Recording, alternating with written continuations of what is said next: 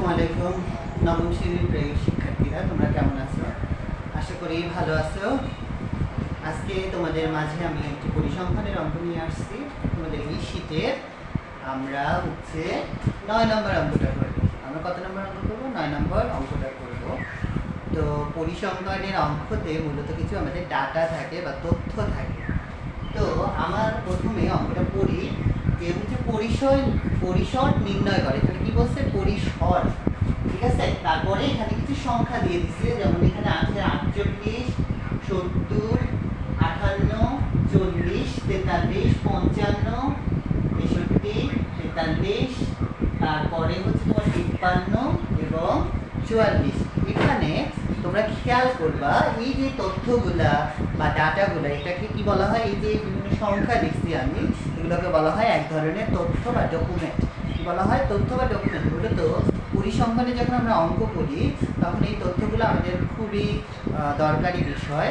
তো দেখো, পরিসর নির্ণয় করতে গেলে প্রথমত আমাদের একটা সূত্র জানা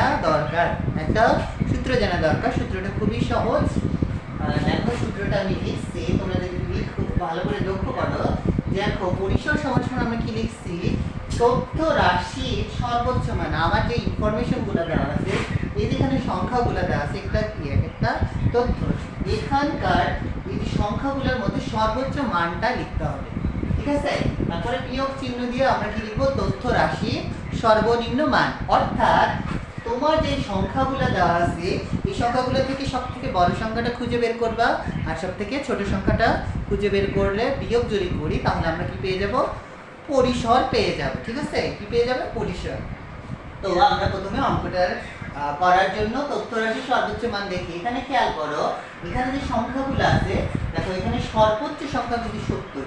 70-এর পরে অন্য সংখ্যাগুলা এসে গেছে। আমাদের 70-এর পর কি এসে গেছে? অন্য সংখ্যাগুলো এসে গেছে। তাহলে আমরা এখানে প্রথমে লিখবো যে তথ্য রাশির সব থেকে বড় সংখ্যাটা বা সর্বোচ্চ মান কত?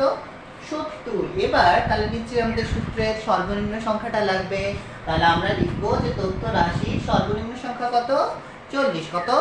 40। খেয়াল করো, সর্বনিম্ন সংখ্যাটা এই যে রাশিগুলো দেখো, 48 আছে, 43 আছে, 44 আছে, কিন্তু সব থেকে ছোট সংখ্যা কোনটা বলো তো? 40। তাহলে আমরা সর্বোচ্চ সংখ্যা পেয়ে গেলাম 70, সর্বনিম্ন সংখ্যা পেয়ে গেলাম কত? 40। তাহলে পরিসরের যে সূত্রটা আমরা শিখলাম যে তথ্য রাশির সবচেয়ে বড় সংখ্যা বা সর্বোচ্চ মান বিয়োগ তথ্য রাশির সর্বনিম্ন মান। তাহলে আমরা 70 বিয়োগ 40। তাহলে 70 থেকে যদি তুমি 40 বিয়োগ করো কত হয়? 40। তাহলে এই যে 70 থেকে যদি 40 বাদ দাও তাহলে কত হয়? 30 হয়। তাহলে উত্তর কত? 30। তাহলে এই যে প্রদত্ত তথ্যগুলো আছে, এখান থেকে আমরা পরিসর কত পাচ্ছি? 30। এটাই আমাদের উত্তর।